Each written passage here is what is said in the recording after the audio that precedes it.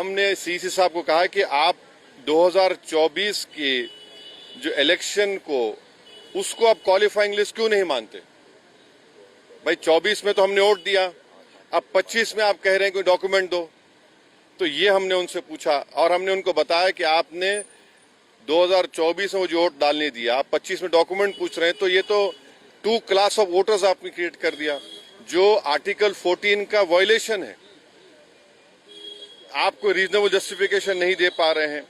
और एक बात हमने उनके सामने कही कि ये जो भी एक्सरसाइज उन्होंने किया है इसका कोई लॉ से नहीं निकल रहा है, it is purely N administrative law के तहत किया, तो इसका भी मैलाफाइडे उसमें होता है। और आखिर में हमने उनको बताया कि सुप्रीम कोर्ट का एक जजमेंट है जिसमें हमारे पहले रिप्रेजेंटेशन में हमने जिक्र किया था, जो 2005 का सुप्रीम कोर्ट का जजमेंट है, जिसमें सुप्रीम कोर्ट ने साफ तौर पर कहा लाल बहा हुसैन में कि the misuse of powers by ERO to disenfranchise electors, possibility of time effective judgment of ERO जो यहाँ पर हो सकता है, and consequence of having one name included in the previous electoral roll.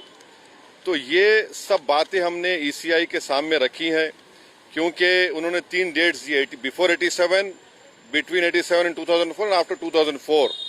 तो ये हमने कहा कि इससे अगर कोई इलीगल माइग्रेंट्स है मान लीजिए, तो 2024 में उनको वोट डालने का इख्तियार क्यों दिया आपने? उसका कोई तो डेटा होना चाहिए, क्वांटम रेशियो क्या होगा। तो ये सब बातें हमने ईसीआई के सामने रखी। हमने उनसे भी ये रिक्वेस्ट किया कि खास तौर से जो बिहार का फ्लड इफेक्टेड एरिया है वहाँ के एडमिनिस्ट्रेशन को ऑर्डर दें कि जो लोग अपने डॉक्यूमेंट्स के लिए अप्लाई कर रहे हैं उनको फौरन दें। और हमने उनसे कहा कि सर ये एक्सरसाइज आप गवर्नमेंट टू गवर्नमेंट कर सकते थे, ईसीआई विद गवर्नमेंट, के भाई बताओ क्या है, कितने डॉक्यूमेंट्स है, नहीं है।